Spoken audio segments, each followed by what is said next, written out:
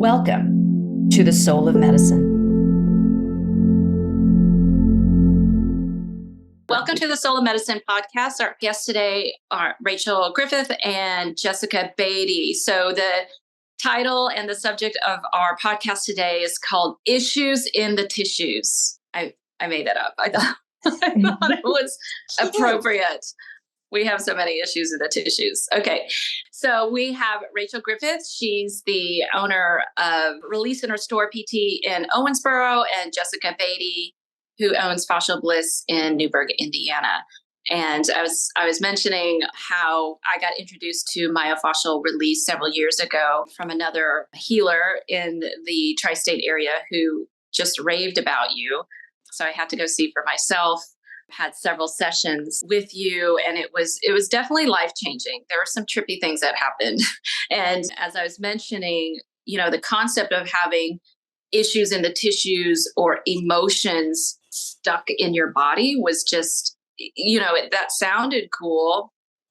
And I would teach it all the time, but until I actually was on your table, did I really understand what that meant, because it really did help me get in touch with what was in those layers. It was very interesting, very amazing. So it's been a journey to have you and Rachel both not only in my life, Rob's life, but our patients' lives, and helped us shift and change and transition and heal. It's been really incredible. That's why I wanted to have you both on the podcast. So Jessica, starting with you, could you tell us a little bit about your background and how it led you to this seat today on this podcast? Yes, thank you. So I attended the University of Southern Indiana for an associate's in occupational therapy, and I was working in the rehab facility here in town locally. And so about 20 years ago, a flyer came across my mail, and something caught my eye in the flyer.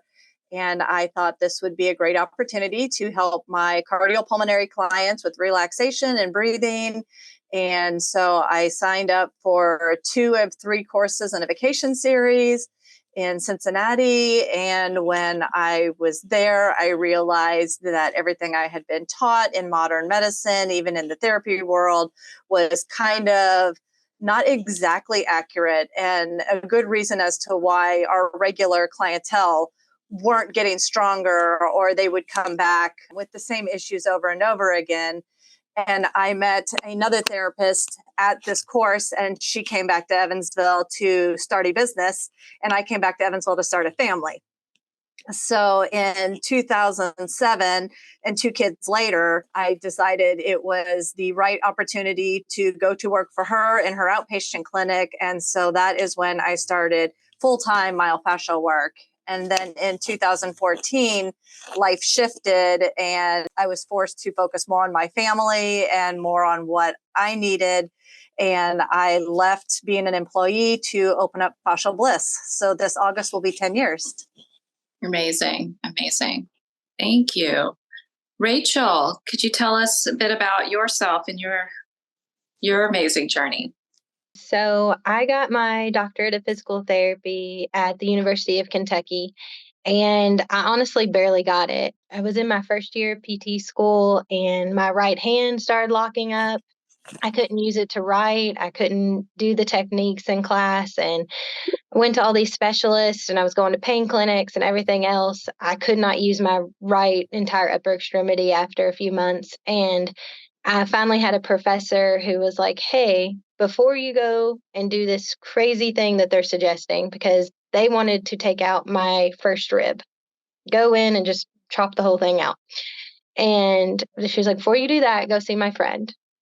And her friend happened to be a myofascial release therapist. I didn't know that, but I was like, hey, I'm game for anything. So I went, and it was just life changing. She was the first person to help me. I had been in pain, and there was no answer and no hope. And then she came along, and all of a sudden, like, I could sit up straight. The headaches got better, and I started regaining mobility in my arm, and I was able to get through PT school. And I was like, what is this magic? What's this voodoo you're doing? And she told me she wouldn't teach me until after I finished like my traditional PT program. She said it was too different than the normal and she wouldn't teach me. But it was kind of a God thing. And all of my clinical rotations, every single one of my instructors or someone in that clinic did myofascial release, and they would come and find me. They were like, hey, I think you'd be interested in this. I think you'd be good at this. Please come when you have downtime and come sit with me. So the entire time I was doing my hands-on training as a student, I was getting these little pieces, and it was kind of laying the groundwork for me to start into myofascial release. I think I took my first course 12 years ago, right as a fresh new grad, but it was a long time before I made it to practicing on my own at Release and Restore. I've only been open for a year doing my own thing. Yeah. Amazing. Amazing. And I know that there was some magic that you had. I know a lot of patients would come back and would just say, I don't know what she does. She does something and it's amazing. So I agree with them. So thank you for both of you for following your intuition, and whether you were pushed into this path. I mean, sometimes if we're not listening, we'll be pushed into it somehow, right? So, all right, great. So let's just define fascia. Who wants to take that on? Fascia. First, how do you say it? I say fascia. Other people say fascia. So I'm country, so I say fascia. Okay, got it. Go ahead, Jess. You can take the fascia. Oh, great.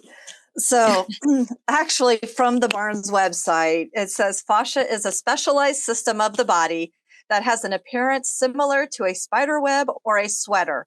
Fascia is very densely woven, covering and interpenetrating every muscle, bone, nerve, artery, and vein, as well as all of our internal organs, including the heart, lungs, brain, and spinal cord. The most interesting aspect of the fascia system is that it's not just a system of separate coverings, it is actually one continuous structure that exists from head to toe without any interruption.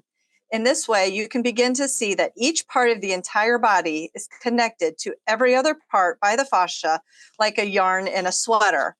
Layman's terms, fascia is what keeps us all in place. It keeps us holding together. It's what holds our body, in its proper posture. It's what keeps your organs where they're supposed to be. It's our guide wires. What does it mean for you, Rachel? Fascia gives us structure and support. It's kind of what keeps us from turning into jello. It gives us shape, but whenever it is dysfunctional or we're laying down too much, things that are supposed to be fluid and like organs are supposed to be balloon-like and squishy and able to wiggle and move. If you get too much inflammation and fascia comes to save the day to try and save your life to keep it from puncturing, it gets rigid. And then you get gallbladders that don't work because they can't release things they're supposed to. You get constipation. Fascia, whenever it is optimally working, is an amazing informational network. It connects the brain to the entire body. But when it's dysfunctional, it can really lock you up, and it causes so much pain whenever we get there. So a definition that I heard, which for me, I think resonates, is fascia is the subconscious. Let's talk about that. So what is your thought about that? The fascia not only holds the structure, it also holds the memories, our experiences in our life intertwined throughout all of the pieces. So as those memories, let's say you remember sitting at your grandmother's kitchen and she's pulling kuchen out of the oven, and you can remember the smell, but you also remember the feel of it. You can probably remember if it was a sunny day or a cloudy day. All of that is fascial memory stored in there. Now, those are good memories, but unfortunately, we have good memories and then we have traumatic memories. And the traumatic memories are also stored in the fascia system in the same exact way. You're sitting at a stoplight, you're jamming out to some good tunes, the window's down because it's a nice sunny day. And then out of nowhere, someone hits the back end of your car. So your body freezes into that position in space, and all of those interactions that you were experiencing at the time of the traumatic event are now stored in your fascia system. And that's when it starts tightening down and those bracing patterns go into effect. And so instead of walking around fluid and, able to move freely, now our organs and our system are solidified into that frozen pattern of that impact. And so that's when you start having pain, dysfunction, and it can be anything. It's, it can be the same accident for 10 people and 10 people have 10 different symptoms. What I think is really interesting, Rachel, and you taught me this. So I went to Rachel. I mean, she opened up her practice in Owensboro, which was great because it's just down the street for me. But I was like, could you work on my C-section scar? I had 2 sections and I have this tendency to have so I was like keloidy kind of hypertrophic scarring, which was pulling on my back. You're like, okay, we'll work on your scar. But lo and behold, you found other stuff going on, particularly, with my pelvis. And I think this is an issue a lot for women. And, I don't know why I didn't think about, I guess it's the way the system is set up. It's like you go in for some surgery. It's not a big deal. So that means it doesn't leave this impact or physical trauma on your body. So you should just be able to go on like nothing happened, whereas in like, hold on a second, somebody cut into my tissues and my body does have this tendency to hold on to things. I mean, that's in a lot of things in my life, not just my body, and not let go. But I didn't really realize that would affect other parts of my body, that, that having the C-sections themselves was traumatic, for me, but kind of compartmentalize that. You're a doctor, grow up, get past it. Everybody has this. People are happy when they have it. You know what I mean? It's not a big deal. But for me, it actually was. And just discovering how much was actually in there, not even from those surgeries, but stuff from way before that I was holding on to. And I don't know how you all do that. The magic comes when you're palping one part of my body and you already know that something distally is off. Like literally Rachel was like up here in my occiput. She's like, the left part of your sacrum is off. I'm like, girl, you're not even touching that part. I know you have the sixth sense. I mean, I know you have that, but that was really amazing to me. So there must be in your skill what makes this different. I feel that there's something different in your hands, maybe something that you're looking for or feeling, or maybe even using all of your senses plus more are on, not just what you see or feel, but what you sense and intuit. Whenever I'm working on someone, I will start with my eyes. When I'm looking, like if I was holding Kay's head, I would look and see, are the hips level? Which way are feet turned? Like I look at every single detail of the body kind of all at once, but I soften so much that it's just any slight change is what comes up. But then a lot of times my eyes are closed and I'm going by feel.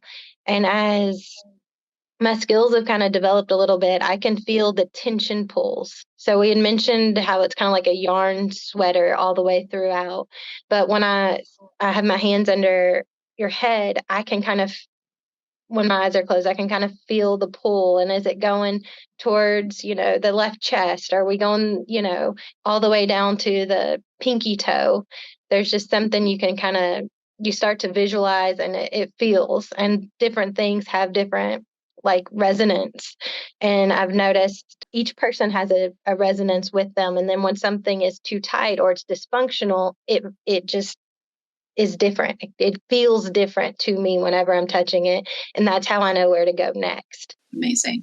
If any emotions in the body where they're locked or exist the most, I believe is in that sacral center, that pelvic center. I mean, this is obviously from energy anatomy and energy medicine, but there's so much in there. And I think societally, we don't get in touch with our emotions, feel them, express them, integrate them, release them. And I think that creates a lot of problems around the pelvis for women. And we don't talk about it and how much, whether it's a big trauma or big T trauma or little T trauma of the violations that have occurred there. Obviously, this is a sensitive topic, but it's a topic that I think is important that we need to touch on, because I think that creates a lot of the issue. And, when there's release in that area, I mean, the healing and the freedom and the joy that actually it could bring to one's life. There's a lot of shame and suppression in that area. Learning it as a practitioner and what you've seen in your patients and anything else that you find could be helpful for those listening. The pelvis, there's just so much there. I could probably talk to you for like 2 hours just on that. But a lot of my ladies and my teenage girls that I'm seeing, just even right now, we're talking about how much tension we're holding in the pelvic floor, and that we make ourselves smaller. Like, our society wants us to not take up space, not be loud, not be too big, not be too much. And so we sit with our knees together. We cross our legs all the time. We turn sideways. We're constantly keeping tight because we don't feel safe enough to open and relaxed and be ourselves. And when we feel like we don't have the power to take up space, we get a lot of tension through that pelvic floor. And that starts to affect our bladder. Bladder's kind of in an energetic way where we store our rage, So when we've been having to hold in those emotions for so long and they become so big, our bladder will become extremely irritated and it'll lose mobility. So you're going to get retention, incontinence, infections. It was like all of those things start happening. Your uterus is your creative center, whether it's creating human life or art or music or whatever. That's our creative flow. But if we feel like we're too much and we're going to be, our ideas are too big, they're not going to be well received, and we start tightening that down, that's more trauma to that uterus. We're going to get PCOS. You're going to have some endometrial issues. So even if you haven't had a major, like Kay was saying, a big T trauma to the pelvic area, sometimes the way our society's set up right now, it's causing constant little T's that are getting, and we're storing through there. That's our self-esteem, our self-confidence. That's our root. So it's really hard for the rest of our body and for us to follow our intuition and have a good voice if our pelvic floor is locked up tight. I tell a lot of people, and they usually think it's funny, that the neural tube, whenever you're a fetus, it starts with a little tube and a hole at the top and the bottom. So your mouth and your anus are formed at the same time. So if you ever notice, you're like, man, I'm clenching my jaws. Well, I can guarantee you're clenching your pelvic floor. You're getting headaches. You're getting tension through your pelvic floor. You may not be able to feel it because we're taught to disconnect from it. It's not safe, or we're not supposed to have pleasure or understand what's going on down there. That's too taboo. But if it's happening in your head and you're aware of it, it's happening down there as well. Then releasing all that, that's a whole nother ball game. Could you speak to women who've had a hysterectomy? Because I believe I would want to send them to you prior to a hysterectomy, and when the hysterectomy happens, it's like the organs are gone, therefore my issues are gone. So this is kind of what we're talking about, energetically. I mean, it's still even though the organ's gone, the issue could still be there. Do you work with women who are post-hysterectomy because of residual things that happen, or what else have you seen around that? Is there a release that's possible when the organs are actually gone? Society has gotten really good at blocking things out. So, but on top of, like hysterectomies, mastectomies, women who, do not have reconstructive surgery or do have reconstructive surgery, their tissue is still there. And, even though you may not see a breast there, they still feel that, and it's still very much a part of them. And, it's the same thing. The doctors cut everything out and say, okay, you're cancer free, go on your way. And unfortunately, it's just not that easy. That area needs to be treated, and it needs to be treated with love and, just gentleness. And we don't treat our bodies with love and gentleness. That is true. I mean, this is amazing. Imagine that all practitioners thought intelligently and empathically and compassionately as you both do. And I think, and both of you have this, and I know this firsthand, that you're safe containers for which to release. I think a lot of people, of course, it's, fight, flight, freeze. And if we don't feel safe, we're not going to let go. If we don't feel safe, it's really hard to heal that way. So how important do you feel is it for practitioners to create that kind of environment for their patients? And how is that done effectively? As a practitioner, creating that safe container so that patients feel like they can let their guard down. When I was new starting out, I started out as a pelvic floor therapist and I was so overwhelmed, but as I didn't feel like I knew what I was doing. And I was like, so I just sat there and I listened to people. And sometimes our first session, I would only touch them for 15 minutes, but they would tell me their story. And just sitting there and listening to their story and just maintaining, like, I cleared my head. My intention was just to be present with that person.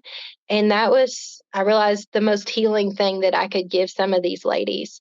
And then I gradually evolved and was like, okay, now I know I can look at your posture. And then while we're working, we can also kind of talk. And if you need to share that and you need to give yourself that voice, that's okay. And just not letting the hustle and bustle from my daily life really flood into our session. It was really hard, but I think it's really helpful in creating that safe atmosphere. Deep breathing. I tell all my patients to belly breathe, but I do it between every patient as well, because that's the only way I can stay centered and be present for each of you.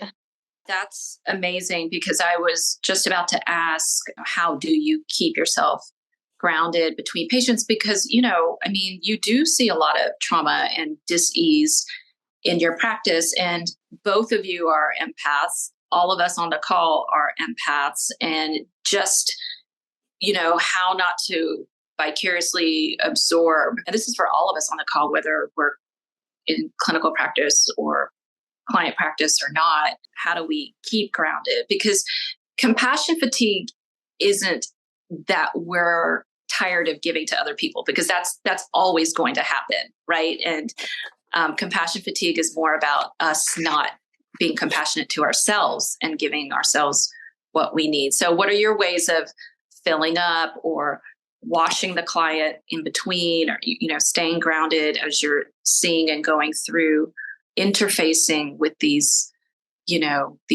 souls day in and day out? Lots of practice. But honestly, and John calls it channel 3.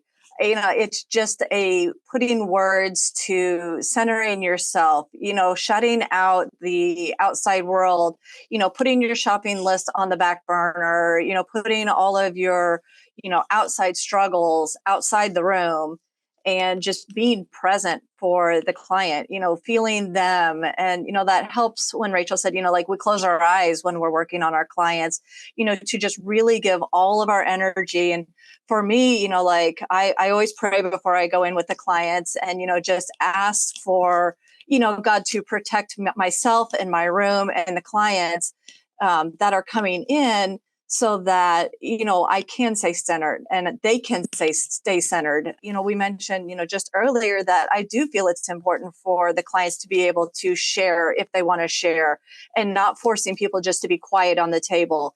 When they're ready, they will be quiet on the table. And, sometimes that can, shift the focus of being, truly present, when you're carrying on conversation and things. But I always tell people, I'm like, picture your bubble, picture a bubble around you, and you can let in that bubble, what you want to let into the bubble. But, for the most part, that is your safe space, is your bubble. And so I always try to put that bubble around me, or picture roots growing out of my feet if the bubble's been compromised, and just attaching to the core of the earth, and just feeling myself and feeling my presence versus getting pulled in a different way or different direction. Yeah, absolutely. That's so great advice. So if people on the call were curious as to what kind of conditions you treat, or if they were to come to see you, could you talk about, what you see in your practice, typical things you see in your practice, or atypical things that you see in your practice that you're open to open to helping. I mean, anything that is causing problems, because the fascia system's one continuous unit from the smallest cell to the largest organ, so there's nothing it doesn't touch. So, typically you're thinking, okay, pain, dysfunction, those are easy ones.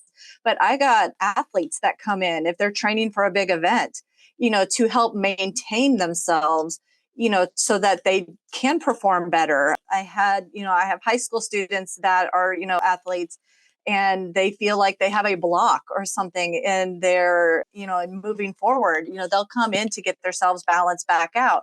Now we're told to work on someone right before a large event, because as you're shifting that posture back into alignment, the way they learned it may not be the way they can do it anymore. For instance, I had a gymnast come in, and she was a wonderful gymnast, but she was having a lot of pain with it, and worked on her, got her balance back out.